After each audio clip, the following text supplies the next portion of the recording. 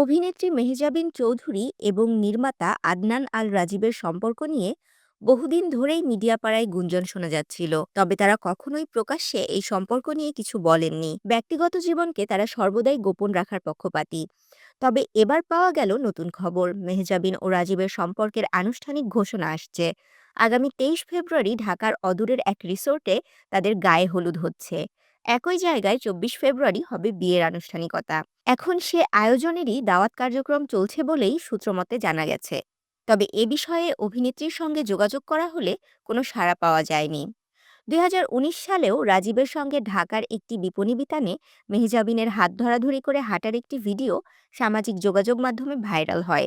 ২০০৯ সালে lux channel I superstar প্রতিযোগিতার মাধ্যমে মিডিয়াতে পা রাখেন মেহজাবিন চৌধুরী। নাটকের গণ্ডি পেরিয়ে মেহজাবিন এখন ওটিটি ও সিনেমায় নিয়মিত অভিনয় করে আসছেন।